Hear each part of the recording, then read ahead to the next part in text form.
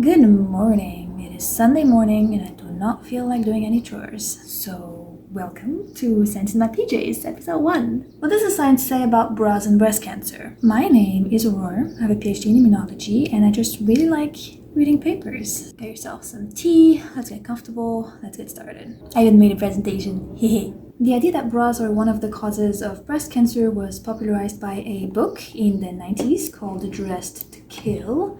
And it claimed to show a link between wearing a bra and breast cancer. The problem is that this was never peer-reviewed, so it never went through the process that makes sure that the science is sound. I'm not here to speculate why, but I have my theories. So I did not read this book because I didn't want to spend the money, so we'll stick with the papers. The first paper that observed an association between bra wearing and breast cancer was published in 1991.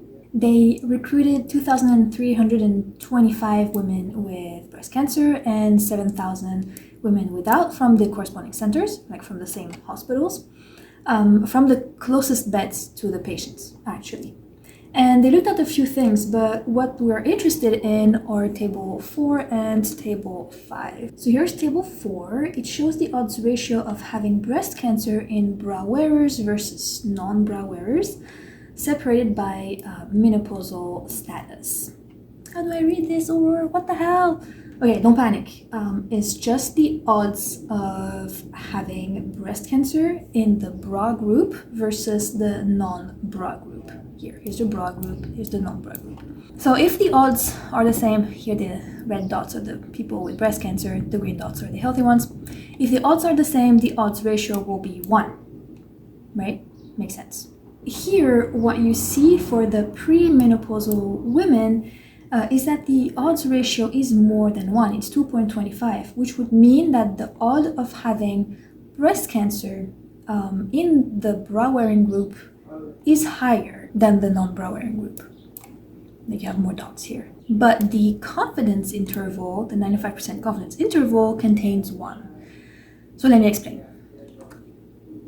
So this is the odds ratio line, right? And this is the odds ratio that we had in the table before at 2.25 right here, which is above 1, right? The 95% confidence interval ranges from 0.87 to 5.84. That means that if the experiment was to be repeated multiple times, the odds ratio would fall in this range of 0.87 and 5.84 95% of the time, right?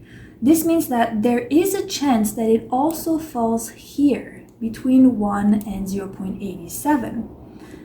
So this is why it is very important to look at the 95% confidence interval. Sometimes your results are not right. And the authors were, you like my melons? So the authors were like, hold up, women with big breasts are suspected to be more likely to have breast cancer just because they have more breast tissue there.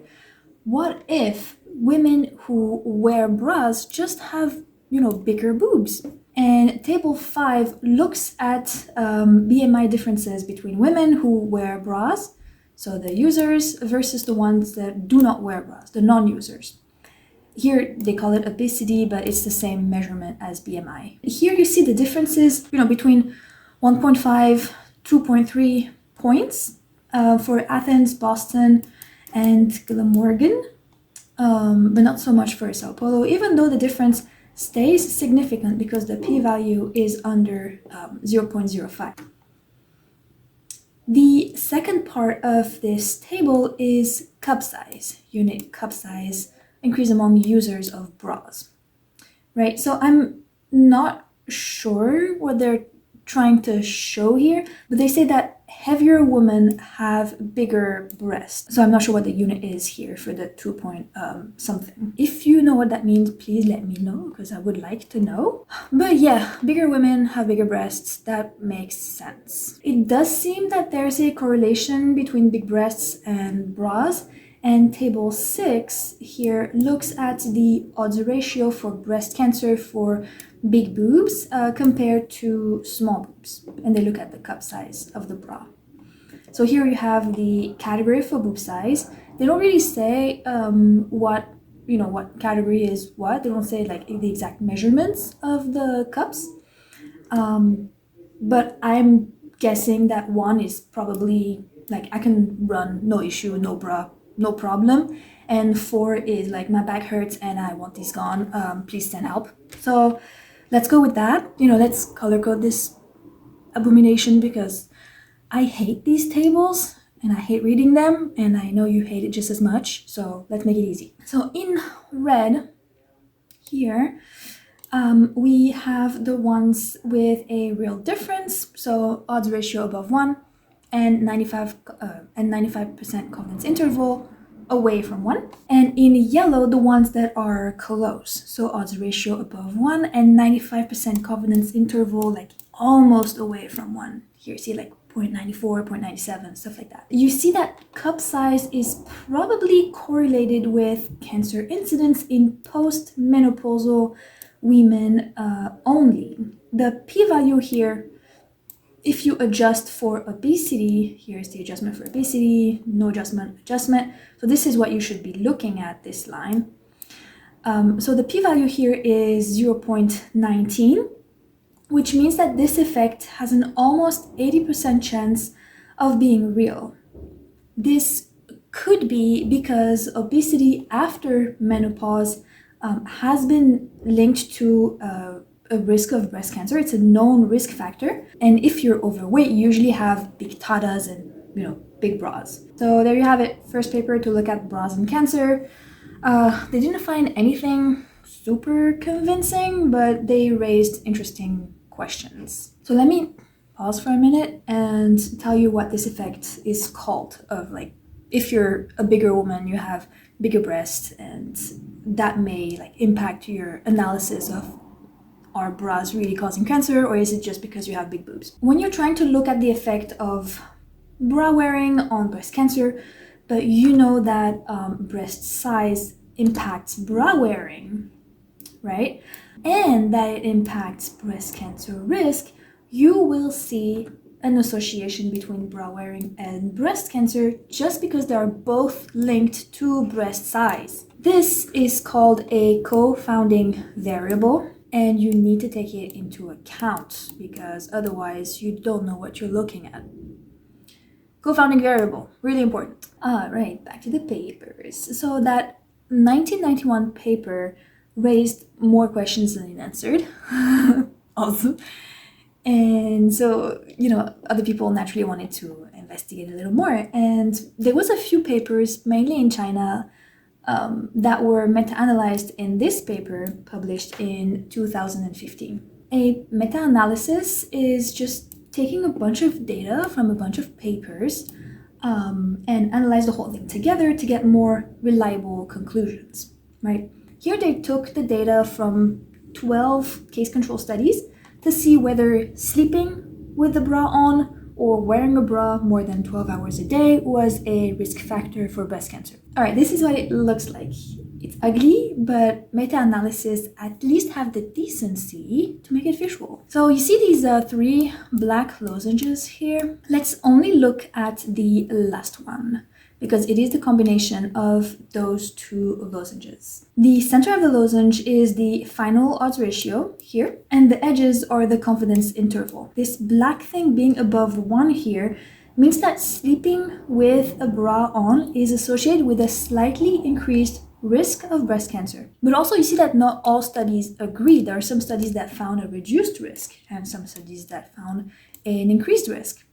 So, blah. And it's the same for wearing a bra for more than 12 hours a day. See, it's like right there at 1, and the odds ratio is like above 1 and away from 1.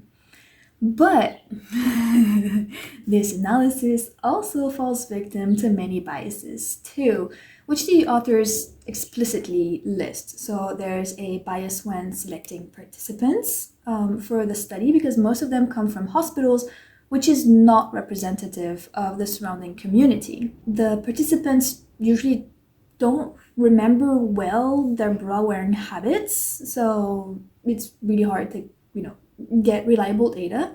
And most studies did not confirm that control women did not have breast cancer, but just, early stage breast cancer, not diagnosed, not detected. So that was not controlled.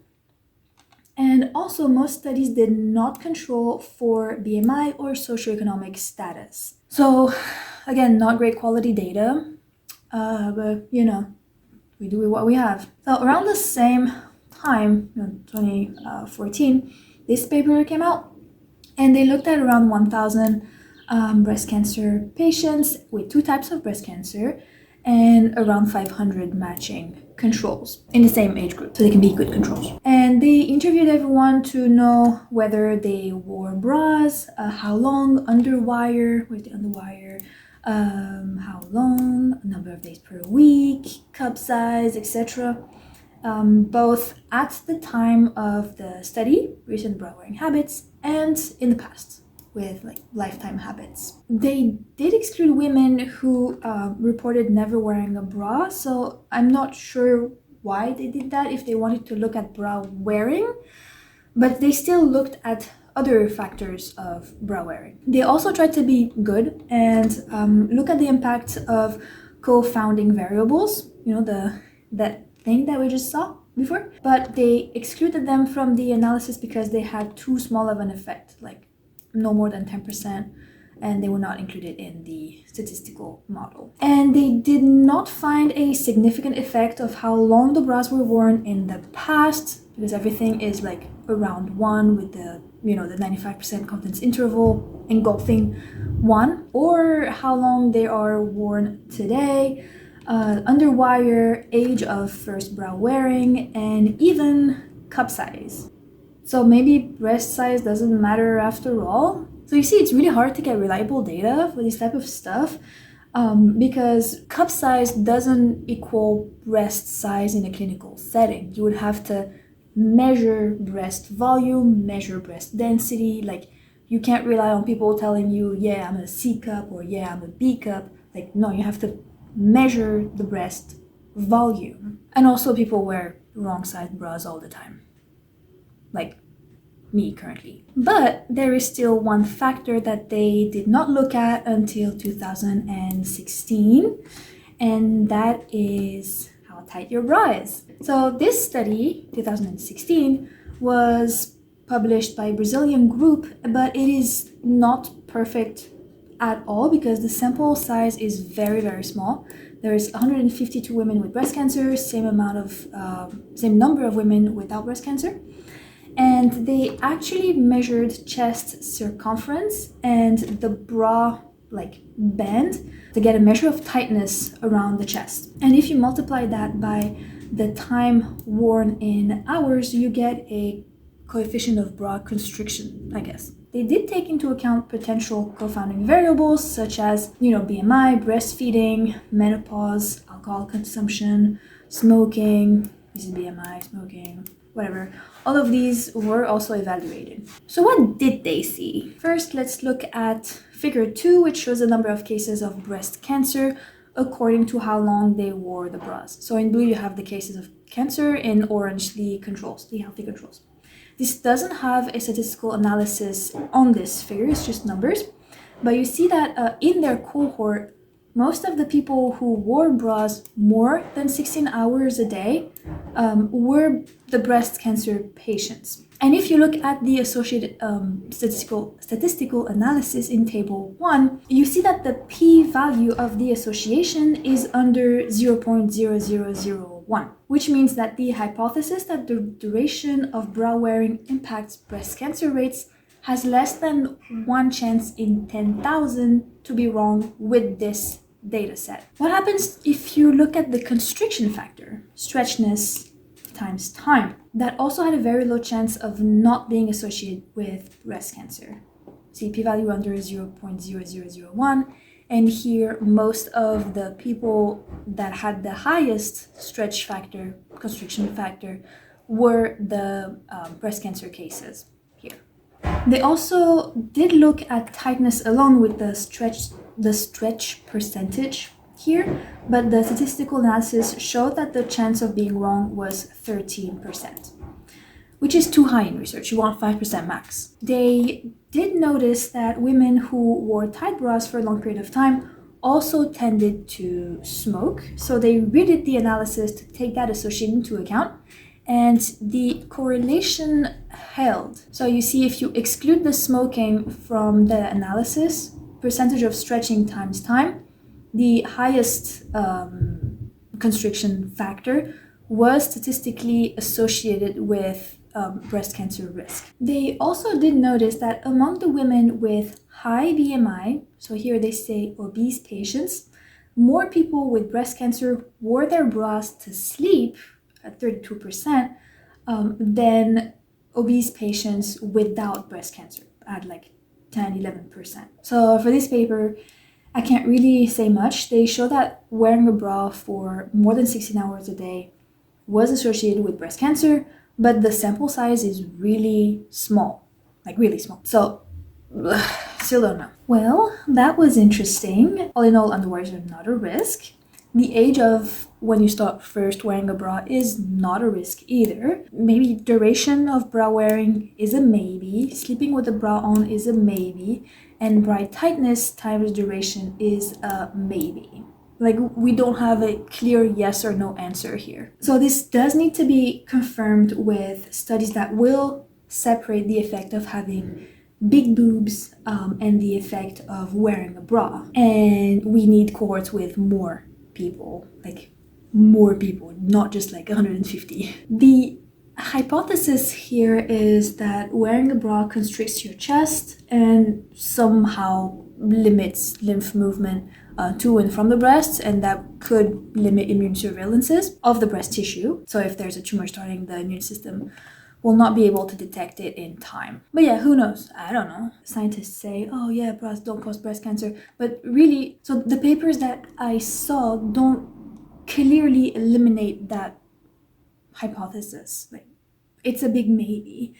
And it's really hard to get a solid conclusion because, this has not been studied as well as other risk factors for cancer, which are, breast density, age, menopause status, obesity, smoking. But, women's health, and this is probably all we're going to get. So, yeah, just be safe out there, get comfortable bras, don't sleep in them, and yeah, be safe out there. See you in the next one. I think I'm done. Wait, how do I stop this? Bye.